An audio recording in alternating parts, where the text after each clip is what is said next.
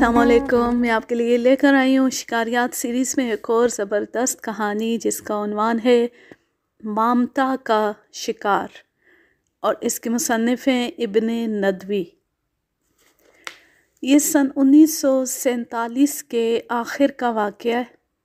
CP यानी central प्रदेश India की हुकूमत ने जंगली जानवरों की हिफाजत के लिए एक कमेटी कायम की थी, क्योंकि बहुत से जानवरों की नस्ल ख़त्म होने का अंदेशा लाहक हो गया था। मुझे इस कमेटी का मुशीर मुकर्रर किया गया था। कमेटी की रिपोर्ट मुरतब करने के लिए मुझे महकमा शिकारियात के बहुत से लोगों से मिलना था। ये एहलकार जबलपुर से 60 मील मग़रिब में एक ऐसे जंगल में नक्शे मुरतब कर रहे थे जहाँ 12 सींगों, चीतल, हिरनों और शेरों की बड़ी कसरत थी। मेरा अंदाज़ा था कि 60 मील का फ़ासला 2 घंटे में तय कर लूँगा, लेकिन 5वें मील पर ही एहसास हो गया कि सड़क टूटी हुई है और वक्त ज़्यादा लगेगा। रास्ता इतना दुश्वार गुजार और दरख्त इतने घने थे कि बाज़ मकामात पर जीप को रेंगना पड़ता था। जिस रफ्तार से मैं सफ़र कर रहा था, इससे अंदाज़ा हो रहा था कि रास्ते ही में शाम पड़ जाएगी। रफ्तार तेज़ करने के लिए मैंने एक्सीलेटर को दबाया और एक झटके के साथ जीप की रफ्तार दफतन तेज़ हो गई। 10 मिनट ही गुजरे होंगे कि जीप ने डगमगाना शुरू कर दिया। मैंने ज़्यादा तवज्जो ना दी और इस ख़याल में रहा कि ये सब कुछ रास्ता ख़राब होने की वजह से है। 5 मिनट इस कैफियत में गुज़र गए। मैंने रफ्तार मज़ीद तेज़ कर दी। नागाह एक धमाका हुआ और जीप का अगला बायां पहिया फट गया। मंजिल पर पहुंचने की उम्मीद भी ख़त्म हो गई। ये सड़क बेहद वीरान थी और इसे महकमा जंगलात ही के लिए तैयार किया गया था। बदकिस्मती से मेरे पास ज़ायद पहिया भी नहीं था। कुछ समझ में नहीं आ रहा था कि क्या किया जाए। कोई राह ना पाकर जीप वहीं छोड़ी और 303 की राइफ़ल कंधे से लटका कर पैदल चल खड़ा हुआ। सूरज अपनी नारंगी शुआएं बिखेरता हुआ मग़रिब की आगोश में पनाह लेने वाला था। हवा में खुनकी बढ़ गई थी। परिंदे घोंसलों की तरफ लौट रहे थे। चीतल हिरनों की एक डार चौकड़ी भरती हुई मेरे सामने से गुजरी। मेरे हाथ खुद ब खुद राइफ़ल की तरफ उठ गए, लेकिन फ़ौरन ही सीपी हुकूमत का वो हुक्म याद आ गया जिसकी रूह से हिरनों का शिकार ममनू था। रफ्ता रफ्ता अंधेरा छाने लगा। आसमान के मग़रिबी गोशे में शफ़क़ की सुर्ख लकीर उभर आई और फिर देखते ही देखते तारीकी में डूब गई। मेरे लिए पैदल चलना नामुमकिन हो गया। इस खौफनाक जंगल में तने तन्हा रात का सफ़र ख़तरे से खाली ना था। रात बसर करने के लिए एक दरख्त पर चढ़ गया और बैठने के लिए एक मौजू शाख तलाश कर ली। मैं कुछ देर यूं ही बैठा रहा और फिर मेरे जहन में माजी के वाक़यात तेज़ी से उभरने लगे। मुझे पिछले साल का वो शिकार याद आया जिसमें मैं मौत के मुंह से बाल बाल बचा था। वस्ती अफ्रीका के जंगलात में हम 2 दोस्त शिकार के लिए निकले थे। फिर हम एक ऐसे गांव में पहुंचे जिसका आराम व सुकून एक आदमखोर शेर ने तहबाला कर दिया था। कई शिकारी इस आदमखोर को ख़त्म करने के लिए आगे बढ़े, लेकिन वो सब के सब शेर का शिकार बन गए। जिस शाम हम उस गांव में पहुंचे, उस वक्त तक 32 इंसान लुकमाए अजल हो चुके थे। उस शेर की खूंखारी इतनी बढ़ गई थी कि वो इंसान के सिवा किसी और चीज़ को छूता तक नहीं था। शिकारी मचान के करीब किसी जानवर को बांधते और शेर उसे सूंघ कर गुजर जाता और फिर वो अपनी अयारी और मक्कारी से शिकारी की जान ले लेता। गांव में रहने वालों की आहो बका हमसे देखी ना गई। हमने उस मूज़ी शेर को ख़त्म करने का तहैया कर लिया, लेकिन सबसे बड़ा मसला ये था कि उसे कैसे फांसा जाए।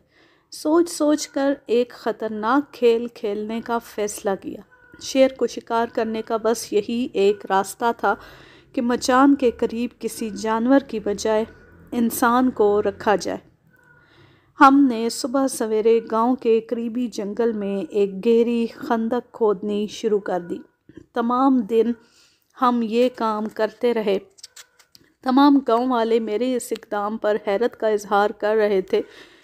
ان کی سمجھ میں یہ بات نہیں آ رہی تھی کہ خندق کے ذریعے شیر کو کیسے ختم کیا جا سکتا ہے۔ رات کے وقت ہم دونوں دوست 12 بور کی 2 رائفلیں لے کر نکل کھڑے ہوئے۔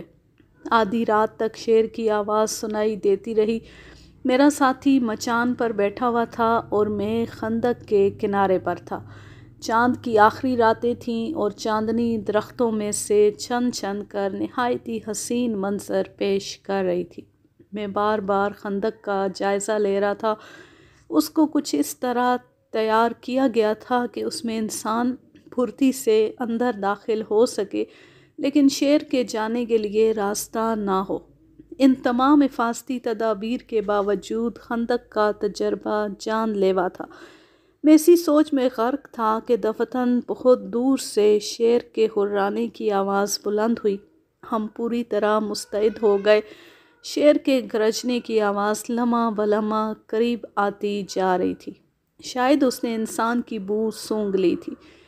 5-10 منٹ کے لیے مکمل سکوت طاری رہا۔ ہم سانس روک کے شیر کی نقل و حرکت کا اندازہ لگانے کی کوشش کر رہے تھے۔ یکایک تیز ہوا چلی اور یوں محسوس ہوا جیسے ہلکی ہلکی ہزاروں سیٹیاں بج رہی ہوں، اور پھر بالکل قریب ہی شیر کی گرج سنائی دی۔ یوں لگتا تھا جیسے وہ صرف چند گز کے فاصلے پر ہو، لیکن وہ ابھی تک نظر نہیں آ رہا تھا۔ چند ہی لمحوں بعد کسی کے پتوں پر چلنے کی آہٹ سنائی دی اور پھر یہ آہٹ یکلخت بند ہو گئی۔ میرا بدن پسینے سے شرابور تھا۔ آنے والے واقعات فضا کو بھیانک بناتے جا رہے تھے، اور پھر وہ وقت آیا جب شیر سامنے سے ایک درخت کی اوٹ سے نمودار ہوا اور اس نے تیزی سے میری طرف جست لگائی۔ اگر میں ذرا بھی بے احتیاطی کرتا تو میں آپ کو اپنی شکاری داستانیں سنانے کے لیے آج زندہ نہ ہوتا۔ شیر برق رفتاری سے مجھ پر جھپٹا اور میں آن واحد میں خندق کے اندر کود گیا۔ جو ہی شیر خندق کے اوپر آیا، میں نے اندر سے ایک گولی داغ دی۔ گولی نشانے پر بیٹھی۔ شیر ایک لمحے کے لیے ڈگمگایا، پھر اس نے اپنی تمام قوت جمع کر کے خندق میں راستہ بنانا چاہا۔ مچان پر بیٹھے ہوئے میرے دوست نے اس پر گولی چلا دی اور چند لمحوں میں آدم خور شیر اپنے انجام کو پہنچ چکا تھا۔ میں ماضی کی انہی یادوں میں گم تھا کہ ایک خوفناک چیخ سنائی دی۔ میرے سر کے اوپر ایک ٹہنی سے الٹا لٹکا ہوا بمبو شور مچا رہا تھا۔ بمبو ایک سیاہ بندر ہوتا ہے جو دور ہی سے درندوں کی بو سونگھ لیتا ہے اور چیخ چیخ کر جنگل سر پر اٹھا لیتا ہے۔ اس کی آواز سنتی جانور درندوں سے بچنے کے لیے ادھر ادھر چھپ جاتے۔ پہلے تو میں سمجھا کہ بمبو نے مجھے قریب بیٹھے دیکھ کر شور مچایا ہے، لیکن میرا یہ خیال غلط ثابت ہوا کیونکہ دوسرے ہی لمحے جنگل شیر کی دھاڑ سے گونج اٹھا۔ شیر بمبو کی آواز کی طرف بڑھتا چلا آ رہا تھا۔ شیر کو اپنی طرف آنے سے روکنے کے لیے بمبو کو خاموش کرانا ضروری تھا۔ میں نے اسے ڈرایا دھمکایا لیکن اس پر کوئی اثر نہ ہوا۔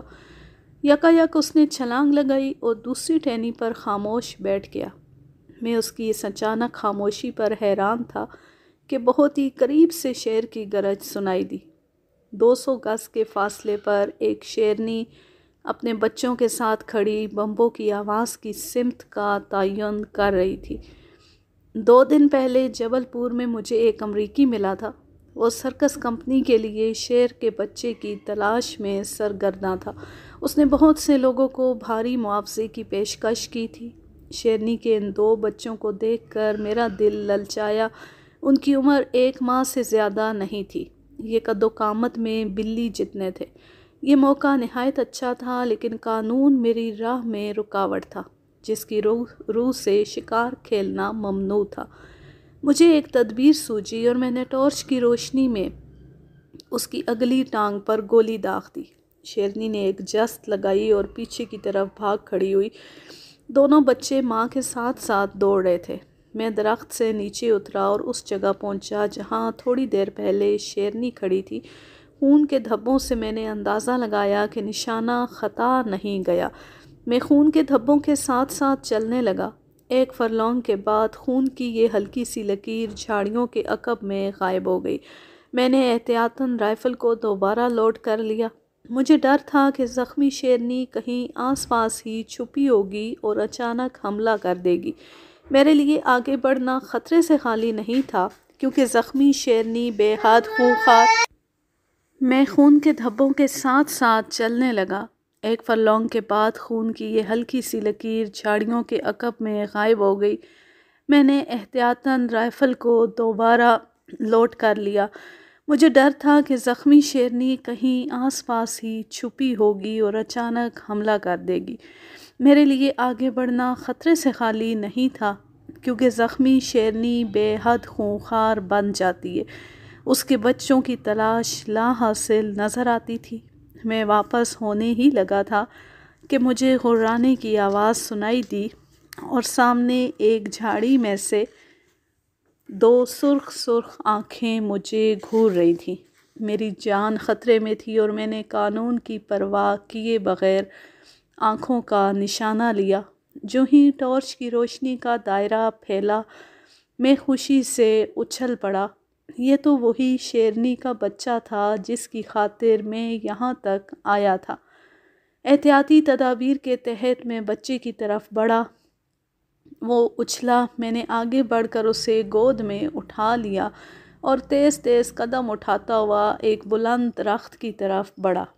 میں ابھی چند قدم ہی چلا ہوں گا کہ شیرنی کی گرج سنائی دی اور بچہ تڑپ کر میری گود سے نیچے گر پڑا۔ میں نے اسے پھرتی سے دوبارہ اچک لیا اور درخت تک پہنچنے میں کامیاب ہو گیا۔ رائفل کے تسمے سے بچے کو اپنے سینے پر باندھ کر میں درخت پر چڑھ گیا۔ بچے کی زخمی ٹانگ پر اپنا رومال کس کر باندھا اور اسے اپنی گود میں مضبوطی سے تھام کر بیٹھ گیا۔ شیرنی درخت سے تھوڑے فاصلے پر آ کر رک گئی۔ وہ تنہا تھی اور غم و غصے سے مسلسل دھاڑ رہی تھی۔ ادھر میری گود میں بچے نے غرانا شروع کر دیا۔ وہ درخت کے اور قریب آ گئی اور بار بار سر اٹھا کر اوپر دیکھنے لگی۔ اگرچہ میں شاخوں میں چھپا ہوا بہت بلندی پر تھا، تاہم شیرنی کی گھن گرج نے میرے اعصاب کو بری طرح متاثر کر دیا تھا۔ یکا یک شیرنی کا پیٹ زمین سے چھوا۔ اس نے جست لگائی۔ مجھ سے قریباً 15 فٹ نیچے ایک موٹی شاخ سے اس کا سر ٹکرایا اور مجھ سے صرف 3 فٹ نیچے سے گزر کر وہ دوسری طرف جا پڑی۔ آپ بخوبی اندازہ لگا سکتے ہیں کہ اس وقت مجھ پر کیا بیتی ہوگی۔ اس بات کا قوی امکان تھا کہ اگلی جست میں شیرنی مجھے دبوچ لے۔ میں درخت کی انتہائی بلندی پر پہنچ گیا۔ شیرنی نے بار بار جست لگائی اور تھک ہار کر درخت کے نیچے کھڑی ہو گئی، البتہ تھوڑی تھوڑی دیر کے بعد دہاڑتی رہی۔ ساری رات اسی کیفیت میں گزر گئی۔ سپیدہ صبح طلوع ہوا تو وہ مایوس ہو کر چلی گئی۔ اس وقت اس کی چال میں ملکہ دشت کے بانک پن کی بجائے زخم خوردہ ماں کا دھیما پن تھا۔ وہ لوٹتے وقت بار بار مڑ مڑ کر درخت کی طرف دیکھ رہی تھی۔ اس کے چلے جانے کے بعد میں درخت سے نیچے اترا اور واپس جبل پور کی طرف روانہ ہو گیا۔ مرہم پٹی کے بعد بچہ امریکی سرکس کے حوالے کر دیا۔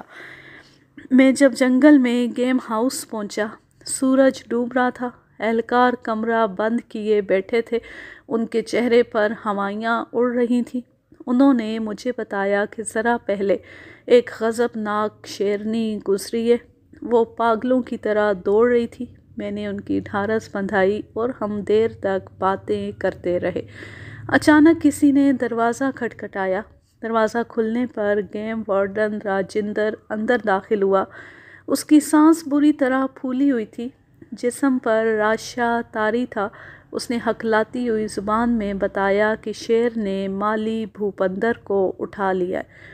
میں اور بھوپندر ایک خیمے میں لیٹے ہوئے تھے کہ باہر کسی کے گرنے کی آواز آئی۔ بھوپندر دیکھنے کے لیے باہر نکلا اور پھر ایک خوفناک چیخ بلند ہوئی۔ میں باہر لپکا تو یہ دیکھ کر سکتے میں آ گیا کہ شیرنی مالی کو منہ میں دبوچ کر الٹے قدم جا رہی تھی۔ ہم سب راجندر کی رہنمائی میں نکل کھڑے ہوئے۔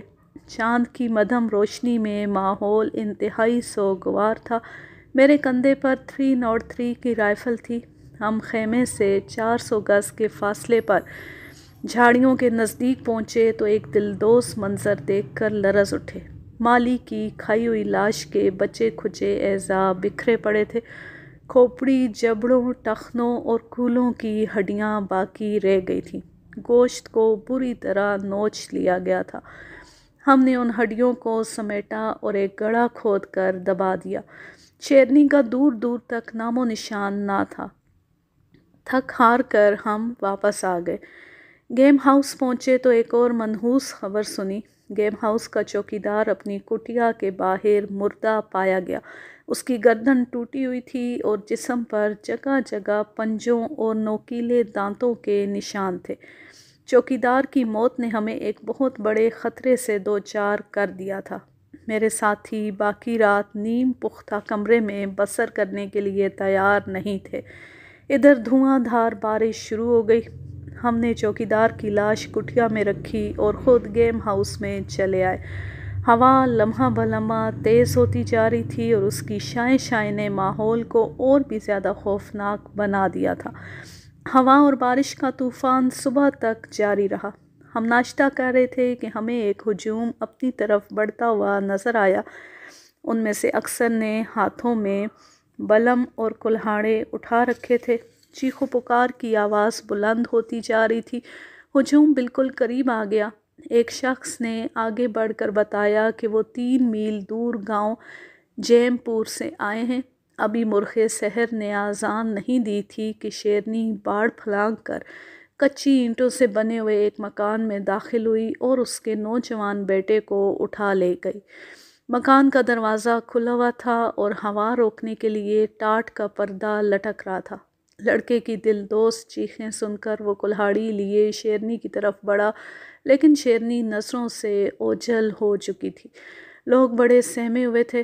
میں نے انہیں تسلی دی اور خود شیرنی کے تعاقب اور اس کو انجام تک پہنچانے کی حامی بھری۔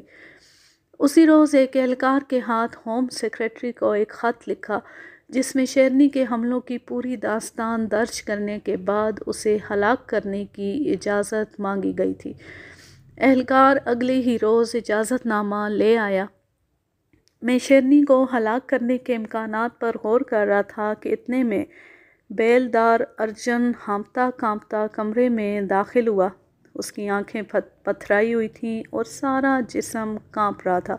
اس نے بمشکل بتایا کہ بھٹو پودوں میں گوڈی کر رہا تھا کہ شیرنی جھاڑیوں کے پیچھے سے آئی اور اسے دبوچ لیا۔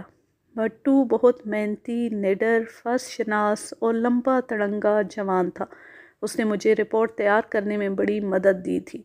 یہ خبر سن کر مجھے سخت صدمہ ہوا۔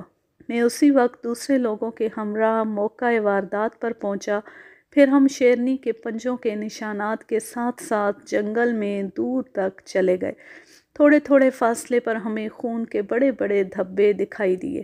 آخرکار ہم اس مقام پر پہنچ گئے جہاں بھٹو کی لاش کے بچے کھچے ٹکڑے اور سر پڑا ہوا تھا۔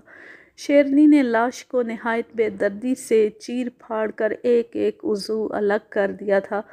چہرہ اتنا مسخ ہو گیا تھا کہ پہچانا نہیں جاتا تھا۔ یہ منظر اتنا دلدوز اور جگر خراش تھا کہ ہم سب کی آنکھوں میں آنسو آ گئے۔ میں نے جیم پور کے نزدیک ایک برگد کے درخت پر مچان باندھی اور 20 گز دور ایک اور درخت کے نیچے ایک گائے باندھ دی۔ یہ گائے جیم پور کے نمبردار عبدالرحمن نے دی تھی۔ ابھی میں مچان پر نہیں گیا تھا کہ جنوبی سمت سے لوگوں کا بہت بڑا ہجوم شور مچاتا نظر آیا۔ ان میں سے اکثر مسلح تھے اور جوش کے عالم میں اسلحے کو ہوا میں لہرا رہے تھے۔ انہوں نے مجھے اور میرے اہلکاروں کو گھیرے میں لے لیا۔ ایک دبلا پتلا نوجوان آگے بڑھا۔ وہ لانگڑی دھوتی باندھے ہوئے تھا۔ اس کے سر پر گاندھی ٹوپی اور کرتے پر کھدر کی واسکٹ تھی۔ اس نے کہا کہ ہم لوگ راجا رام گاؤں سے آئے ہیں۔ جیم پور کے ایک ہندو نے بتایا کہ مچان کے نیچے گائے باندھی گئی ہے۔ گائے ہندو دھرم میں ماتا کہلاتی ہے، جس کے معنی ماں کے ہیں، اور ماں مقدس ہوتی ہے۔ ہم اسے شیر کا لقمہ نہیں بننے دیں گے۔ میری سمجھ میں نہ آیا کہ گائے انسان کی ماں کیسے ہو سکتی ہے، تاہم بکھرے ہوئے ہجوم سے الجھنا مناسب نہ سمجھا۔ میں نے وعدہ کیا کہ میں گائے جیم پور کے نمبردار کو واپس کر دوں گا، لیکن ہجوم نے میری بات سنے بغیر گائے کھول لی اور زبردستی اسے اپنے ساتھ لے گیا۔ نمبردار عبد الرحمن کو اس بات کا بڑا دکھ ہوا، لیکن اس نے فوراً ہی ایک بکری مہیا کر دی، جسے میں نے گائے کی جگہ باندھ دیا۔ بکری پہلے تو چپ چاپ بندھی رہی، لیکن جو ہی رات کی تاریکی بڑھی، وہ خوف سے چلانے لگی۔ ساتھ ہی میں نے شیرنی کے دھاڑنے کی آواز سنی۔ یہ آواز سنتی بکری چپ ہو گئی۔ میں چاہتا تھا کہ بکری اور زور سے چلائے تاکہ شیرنی اس کی آواز پر ادھر چلی آئے، مگر اسے ایسی چپ لگی کہ وہ پھر نہ بولی اور نہ شیرنی دھاڑی۔ رات کا آخری پہر تھا۔ جنگل پر ہو کا عالم طاری تھا۔ بکری کھڑے کھڑے تھک گئی تھی اور اب بیٹھ کر اونگنے لگی تھی۔ یکا یک شیرنی کی خوفناک دھاڑ سے جنگل لرز اٹھا۔ یہ آواز اگرچہ 1-1.5 میل دور سے آئی تھی، لیکن رات کے سناٹے میں یوں محسوس ہوا جیسے شیرنی درخت کے عین نیچے کھڑی ہے۔ بکری بوکھلا کر یکدم کھڑی ہو گئی اور رسی توڑوانے کی کوشش کرنے لگی۔ اس کے بعد پھر وہی بھیانک سکوت جنگل پر طاری ہو گیا۔ پوری رات آنکھوں میں کٹ گئی۔ صبح ہوتی راجا رام کی طرف سے ایک ہجوم آتا نظر آیا، مگر اس دبلے پتلے نوجوان کی آنکھوں میں آنسو تیرے تھے، جس نے گائے کو ماتا اور اسے مذہبی تقدس کا مظہر قرار دیا تھا۔ اس نے روتے ہوئے بتایا کہ صبح ہونے سے تھوڑی دیر پہلے شیرنی نے اس کے چچا زاد بھائی اور گاؤ ماتا کو ہلاک کر ڈالا۔ یہ خبر اتنی المناک تھی، گاؤ ماتا کی ہلاکت سنتی میرے ہونٹوں پر زہر خند پھیل گیا۔ نوجوان نے مزید بتایا، ہم نے گائے ایک باڑے میں باندھ رکھی تھی۔ اس باڑے کے گرد کچی اینٹوں کی دیوار تھی۔ ہم نے گائے ایک باڑے میں باندھ رکھی تھی۔ اس باڑے کے گرد کچی اینٹوں کی دیوار اور خاردار جھاڑیاں ہیں۔ ساتھ کے کمرے میں میرا چچا زاد بھائی سروپ سو رہا تھا۔ دروازے میں ٹین کی چادر کا تختہ لگا ہوا تھا۔ ہم بے انتہا خوش تھے کہ گاؤ ماتا کو موت کے منہ سے بچا لیا ہے۔ بے پناہ خوشی میں ہم باڑے کا دروازہ بند کرنا بھول گئے۔ شیرنی اس دروازے سے اندر داخل ہوئی اور گائے کو پکڑ کر باہر گھسیٹنے لگی۔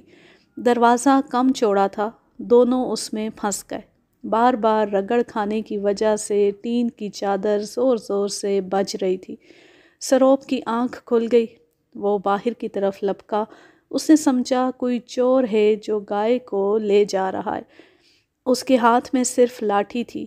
اسے اندھیرے میں کچھ نظر نہ آیا اور بے خبری میں لاٹھی شیرنی کی پشت پر دے ماری۔ شیرنی نے گائے کو چھوڑ کر سروپ پر حملہ کر دیا۔ اس کی چیخیں سن کر ہم باہر نکل آئے اور بے تحاشا شور مچا کر شیرنی کو بھاگ جانے پر مجبور کر دیا۔ سروپ کی گردن میں گہرے دانت لگے تھے۔ خون بہت زیادہ بہہ چکا تھا۔ وہ آخری دموں پر تھا۔ اس سے چند قدم کے فاصلے پر گاؤ ماتا مردہ پڑی تھی۔ میں نے راجا رام اور جیم پور کے لوگوں کو ہدایت کی کہ وہ آج رات اپنے گاؤں کے باہر پہرا دیں، تاکہ شیرنی ہر طرف سے مایوس ہو کر مچان کے قریب بندھی ہوئی بکری کی طرف لپکے۔ اس کے بعد میں گیم ہاؤس میں آ کر لیٹ گیا اور دوپہر تک سوتا رہا۔ دوپہر کے کھانے کے بعد میں کمرے سے باہر کھلی جگہ پر بیٹھ گیا۔ دھوپ تیز تھی اور بھلی لگ رہی تھی۔ سامنے جیپ کھڑی تھی۔ معلوم نہیں مجھے کیا سوجی کہ میں جیپ میں جا بیٹھا اور اسے سٹارٹ کرنے لگا۔ وہ گھرر گھرر کرتی اور پھر ٹھنڈی ہو جاتی۔ کئی دنوں سے نہ چلنے کے باعث غالباً تیل نہیں چڑھ رہا تھا۔ یکایک میری نظر شیشے پر پڑی۔ میں یہ دیکھ کر بھونچکا رہ گیا کہ شیرنی کھڑی مجھے بڑے غور سے دیکھ رہی تھی۔ میں خالی ہاتھ تھا، رائفل گیم ہاؤس میں تھی۔ اہلکار اسے نشانہ بنا سکتے تھے لیکن شیرنی کو دیکھ کر انہیں تو سانپ سونگھ گیا تھا۔ میں نے کار کا دروازہ کھولا اور جلدی سے اندر بیٹھ کر بند کر لیا اور ایک بار پھر جیپ سٹارٹ کرنے لگا۔ میرا اندازہ تھا کہ شور سے شیرنی بھاگ جائے گی۔ گھرر گھرر کی آواز کے ساتھ ہی شیرنی ہررائی اور بھاگنے کی بجائے نہایت اطمینان سے جیپ کے قریب آ گئی۔ اس نے پنجوں سے دروازے کو کھولنے کی کوشش کی۔ میرے ہوش گم ہو گئے۔ موت میرے سر پر منڈلا رہی تھی۔ میں بلند آواز سے اہلکاروں کو کہتا رہا کہ وہ فائر کریں لیکن ادھر سے کوئی حرکت نہ ہوئی۔ یکایک بایاں دروازہ ایک جھٹکے سے پھٹا۔ میری چیخ نکل گئی۔ حسن اتفاق سے شیرنی کا پنجہ کینوس میں الجھ گیا۔ قدرت نے بچاؤ کا ایک موقع مہیا کر دیا تھا۔ میں نے دایاں دروازہ کھولا اور باہر چھلانگ لگا دی۔ اس اثناء میں شیرنی کا پنجہ بھی آزاد ہو چکا تھا۔ میرے لیے بھاگ کر گیم ہاؤس تک پہنچنا ناممکن تھا۔ میں جلدی سے جیپ کے نیچے گھس گیا اور دم ساتھ لیا۔ شیرنی جیپ کے ارد گرد چکر کاٹنے لگی۔ میرے بچ نکلنے پر وہ جھلائی ہوئی تھی۔ 9-10 چکر لگانے کے بعد وہ دھاڑتی ہوئی جنگل کی طرف چلی گئی۔ میں جیپ سے نکل کر گیم ہاؤس پہنچا۔ میں اہلکاروں کی بزدلی پر پیچ و تاب کھا رہا تھا۔ میں نے انہیں لان تان کی۔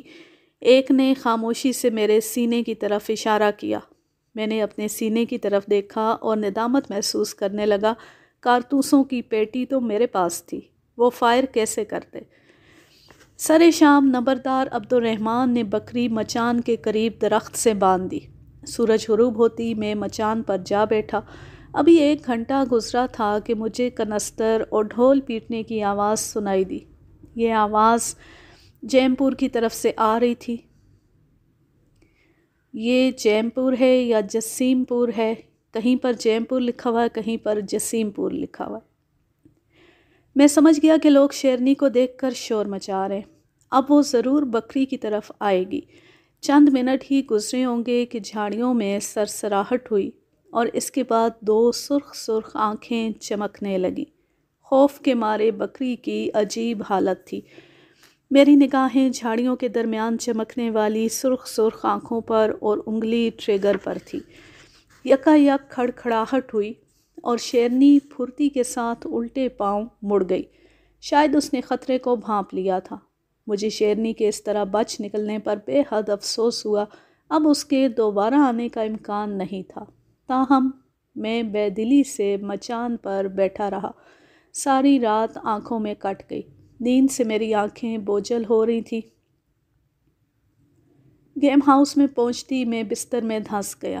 میں نے باورچی کو ہدایت کی کہ وہ مجھے دوپہر کو نہ اٹھائے۔ ایک عجیب و غریب شور نے مجھے بیدار کر دیا۔ باورچی اور اہلکار آہستہ آہستہ کہہ رہے تھے، شیرنی آ گئی، خدا کے لیے اٹھیے۔ میں آنکھیں ملتا ہوا اٹھا اور اس سمت میں دیکھا جس طرف وہ اشارہ کر رہے تھے۔ شیرنی جیپ کے گرد چکر کاٹ رہی تھی۔ کبھی وہ اپنے پنجوں سے کینوس کے ڈٹے ہوئے دروازے کو جھنجھوڑتی اور کبھی انجن پر پاؤں مارتی۔ میں نے پھرتی سے رائفل کو لوڈ کیا اور آہستہ سے کھڑکی کھول کر دہلیز کی اوٹ میں پوزیشن لی۔ میں لبلبی دبانے ہی والا تھا کہ شیرنی جیپ کی پچھلی طرف چلی گئی۔ ہم لوگ نہایت خاموشی اور بے چینی سے اس کے سامنے آنے کا انتظار کرتے رہے لیکن وہ اپنی جگہ سے ٹس سے مس نہ ہوئی۔ 15 منٹ اسی اضطراب میں گزر گئے۔ میں نے ایک اہلکار سے کہا کہ وہ آتشدان پر سے گلدان اٹھا لائے اور پوری قوت سے جیپ پر دے مارے۔ اس شور سے شیرنی یقیناً اپنی جگہ سے ہٹ جائے گی۔ یہ تدبیر کارگر ثابت ہوئی۔ جو ہی گلدان جیپ کے شیشے سے ٹکرایا، شیشہ چھناکے کے ساتھ ٹوٹ کر بکھرا۔ شیرنی دھاڑتی ہوئی سامنے آ گئی۔ میری رائفل سے شعلہ لپکا۔ لیکن گولی شیرنی کے بجائے اگلے پہیے کو چھیدتے ہوئے نکل گئی۔ ٹائر پھٹنے سے زور کا دھماکہ ہوا۔ اس سے پہلے کہ میں دوسرا فائر کرتا، شیرنی ایک بار پھر موت کو غچہ دے گئی اور برق رفتاری سے جنگل کی طرف بھاگ اٹھی۔ چراغ جلتی میں مچان پر جا بیٹھا۔ ہر شے ڈراؤنی معلوم ہو رہی تھی۔ یکا یک تھوڑے فاصلے پر اونچی اونچی جھاڑیوں کے پیچھے میں نے ہڈیاں چبانے کی آواز سنی۔ اس آواز نے مجھے ورطۂ حیرت میں ڈال دیا۔ اگر یہ شیرنی ہے تو وہ کب چپکے سے آ نکلی اور اس نے کس طرح اپنا شکار حاصل کر لیا؟ گرجی نہ دھاڑی۔ چند منٹ تک میں کان لگائے اس کی چپڑ چپڑ کی آوازیں سنتا رہا اور پھر اس آواز پر نشانہ لیا اور فائر کر دیا۔ جواب میں شیرنی کی گرج سنائی دی، پھر وہ دھاڑتی ہوئی دور چلی گئی۔ میں رائفل چلانے سے پہلے ٹارچ باندھنا بھول گیا تھا، ورنہ ممکن ہے نشانہ خطا نہ جاتا۔ مجھے اس بار پھر شیرنی کے بچ نکلنے کا بے حد افسوس ہوا۔ صبح کاذب کے وقت شیرنی کی گرج دوبارہ سنائی دی۔ آواز کافی دور سے آ رہی تھی۔ اس کے ساتھ ہی چیخ و پکار اور آہ و بکا بلند ہوئی۔ میں سمجھ گیا کہ شیرنی نے کہیں کسی بستی پر حملہ کر دیا۔ صبح ہوئی تو پتہ چلا کہ گاؤں راجا رام کے باہر پہرے دار آگ کا الاؤ روشن کیے ہوئے تھے۔ ان میں سے ایک شخص کو پیشاب کی حاجت ہوئی، وہ ایک جھاڑی کے پیچھے چلا گیا۔ شیرنی نزدیک ہی تاک لگائے بیٹھی تھی، وہ جھپٹی اور اسے منہ میں دبوچ لیا۔ اس کی چیخیں سن کر دوسرے پہرے دار لپکے، لیکن شیرنی اسے گھسیٹتی ہوئی بہت دور نکل گئی۔ میں نے دوسرے لوگوں کے ساتھ جا کر خاردار جھاڑیوں میں اس بد نصیب نوجوان کے گوشت کے ریشے، نوچی ہوئی کھال کے ٹکڑے، بال اور کپڑوں کی دھجیاں الجھی ہوئی دیکھیں۔ اس کی بوڑھی ماں دو ہتھڑ مار مار کر رو رہی تھی اور نوجوان بیوہ پتھرائی ہوئی آنکھوں سے خلا میں کچھ ڈھونڈ رہی تھی۔ میرے صبر کا پیمانہ لبریز ہو گیا۔ میں نے رات کو مچان پر بیٹھ کر شیرنی کا انتظار کرنے کے بجائے اسی وقت اس کا تعاقب کرنے کا فیصلہ کیا۔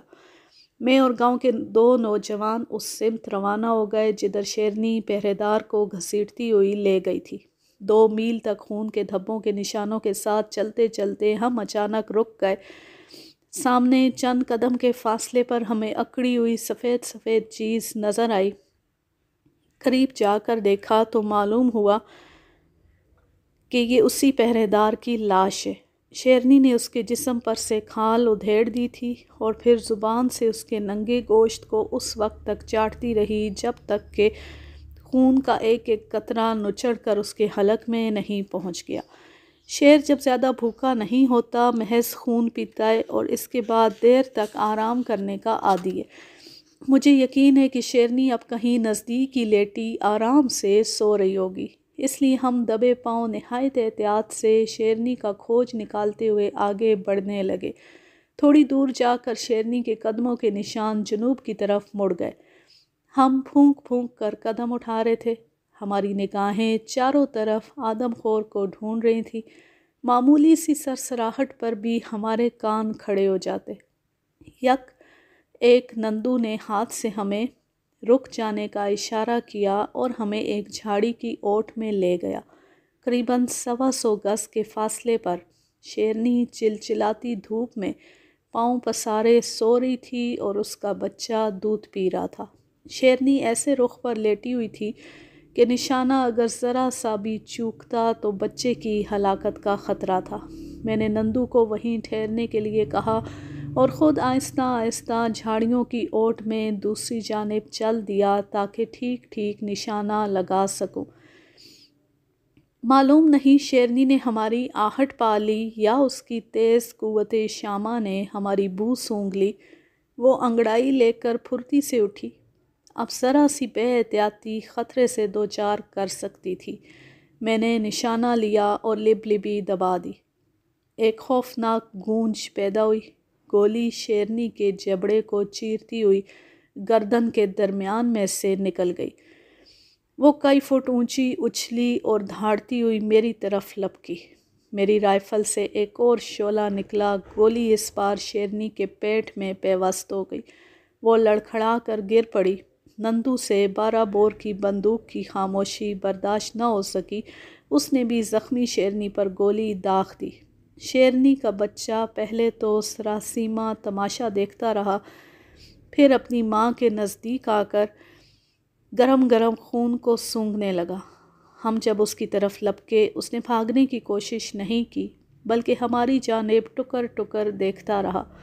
میں نے شیرنی کا یہ دوسرا بچہ بھی امریکی سرکس کمپنی کو فروخت کر دیا۔ یہ اس لمبے خونی ڈرامے کا ڈراپ سین تھا۔ یوں یہ زبردست کہانی اپنے اختتام کو پہنچی۔ ویسے مجھے دلی افسوس ہوا کہ کس طرح ایک عام شیرنی کو اس کا بچہ چھین کر آدم خور بنا دیا گیا۔ جہاں رہیں خوش رہیں، شاد و آباد رہیں، ہنستے مسکراتے رہیں، اور اگر یہ کہانی یا میرا انداز آپ کو پسند آئے تو اس چینل کو سبسکرائب ضرور کر لیں اور ویڈیو کو زیادہ سے زیادہ شیئر کیجیے۔ اللہ حافظ، اللہ نگہبان۔